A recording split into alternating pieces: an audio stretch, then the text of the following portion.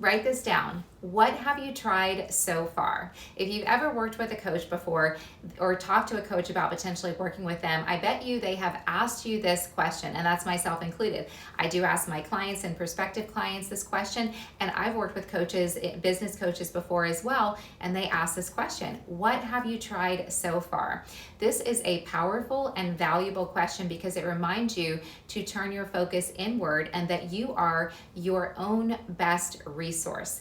And what I mean by that is when you get curious about it and do some research on your own and just make some attempts, just try to figure out how you can solve some of your challenges. And what happens is when you solve some of them on your own and you figure things out on your own, this is going to make you feel really good. It elevates your self-confidence so that you are then ready to go try the next thing that's maybe even a little bit of a bigger step.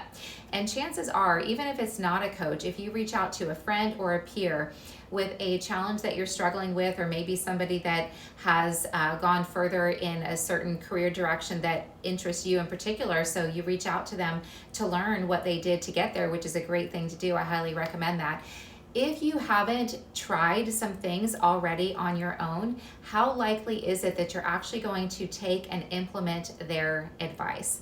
It is such a power, it's unlikely. That's the answer.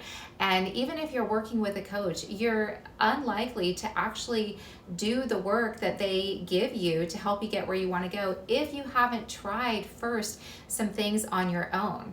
And this is one thing that I try to do. I try to figure things out on my own, whether it is I'm taking classes right now for a master's program, and some of the content comes more easily to me, some of it is a bit more challenging, like the math part and statistics, and I try to figure it out on my own, and then I'll spend a lot of time and effort trying to figure it out, and it makes me feel really, really good when I do.